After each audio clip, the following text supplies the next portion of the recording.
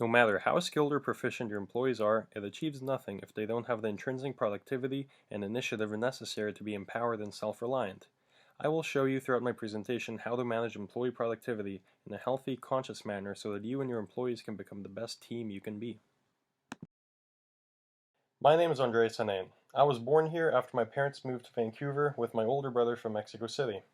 From a young age, around 13, I felt the need to start gaining job experience and make my own money, and since then I've amassed many years of retail, operations, and most recently, customer service experience.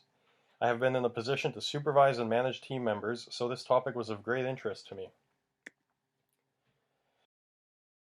My presentation will start with an introduction of the problem and importance of it over the next 4 slides, where I can hopefully make you understand why this is a relevant topic for any management position. Following that will be 9 or so slides describing different solutions, from direct involvement to general advice. Finally, I will present my references. Managing productivity is as important as anything in any business or team setting, especially in an environment where some degree of independence is required. You don't want to have to tell your employees what to do all the time, and you want there to be a general culture of having standards for productivity. Ideally, you want your employees to be empowered enough to be on the same page and aim to be productive. This holds true in any work environment. It is important to keep in mind, however, that your employees cannot be expected to work at maximum productivity with the only reason being that they're at work. This is why it's important that they feel engaged and confident enough to have a personal interest in maintaining and increasing productivity. Fostering a team environment will help employees understand it's in their own best interest to work faster and more effectively. A common factor behind low productivity is a lack of personal engagement. Take, for instance, a part-time worker at a clothing store. If their only incentive is the paycheck and their manager just tries to get as much out of them as possible during their shift, the employee will have a low motivation to work at all, as they'll feel they are only meeting standards. This can result in ambiguity about what is expected and workplace tension. The last thing a business wants are disengaged employees, as not only productivity drops, but so does the quality of the work they do complete. Additionally, low productivity can severely affect workplace morale, as fellow employees may find it unfair that they are working harder and may lose incentive to keep their productivity high if they see an employee doing less and getting away with it. Part of a successful business strategy is to maximize employee engagement, so increasing an employee's productivity if their productivity has been suffering should be higher on your list. However, the difficulty around this issue is that it is a big risk to affect your relationship with employees and primarily their mental health, so you just need to find a balance within your approach and adjust certain elements according to each employee. A common mistake that employers can make is viewing disengaged employees as needing to be told what to do, or worse, as being generally unproductive or lazy people. There can be a myriad of reasons behind an unproductive employee, ranging from mental health issues to a lack of recognition for the work they do. Find the root of the lack of productivity and make an attempt to address that, because putting pressure on an employee will most likely worsen the productivity.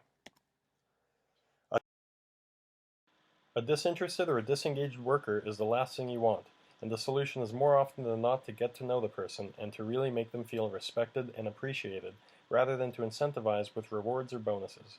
This is not to say that there isn't a place for incentive programs in the workplace, however. Be a leader as well as a boss, and try to build up your employees rather than remind them who they work for. Talk to your employees like you're equals, because in most ways you are. Yes, you have authority over them, but that is not to say they don't deserve respect like anyone else. One of the main reasons employee productivity can drop is because they don't feel respected enough, so make sure you show your respect towards your employees. Otherwise, workplace morale can be affected, and so can the way your employees perceive you. Hold your employees to relatively firm standards. By setting goals that require some effort, you are naturally engaging your employees with their work, as it requires them to try harder and they will feel more satisfied with themselves. Respect everyone's individuality, but keep in mind they do need to adapt to the workplace and not do things their own way completely. A lack of structure and standards will undermine your authority. Encourage your employees to be adaptable, professionally and interpersonally. By having more willingness to change, they will deliver more consistent results and be less affected by changes. Based on Cotton's The Art of Sustainable Performance, in the modern workplace, adaptability is the main factor for long-term sustainable performance. By encouraging adaptability, your employees' productivity will remain consistent. Suggest ways to improve performance, rather than tell them that they just need to improve. Treat your employee as the intelligent, capable person you hired them to be, and let them reach the goals you set in an appropriate yet comfortable way. If you don't leave any room for variance in the way they do things, they can feel restricted and again feel under-respected. Be specific and consistent when giving feedback or suggesting ways to improve performance. If you don't give your employee a specific area of improvement, then how can you expect them to improve to your standards? A common mistake managers can make is to simply tell the employee they are dissatisfied, rather than to help them improve. Your goal should always be to maintain morale, and you can walk away having made them feel even more valued.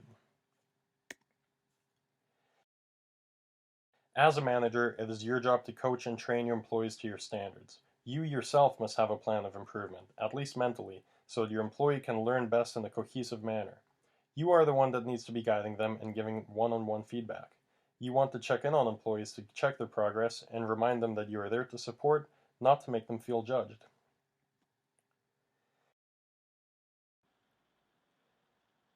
Foster your employees' engagement in their work.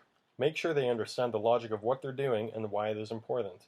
Studies show that when employees are engaged in their work, many metrics rise, such as customer satisfaction, profits, and productivity, which rose by 18% based on a global survey conducted by Gallup. From the same survey, only about 34% of the US workforce feels currently engaged in their work. Make sure none of your employees are feeling alienated from their group, or especially from you as the manager. It is part of a healthy workplace environment for your employees to feel comfortable and respected, including with each other. You can pay attention to common cues that an employee is feeling frustrated or alienated, such as an increased irritability, vandalism, or announcing aggressive intentions. Don't hold back from helping an employee or test them. Be direct with your intentions and opinions while remaining respectful and tactful.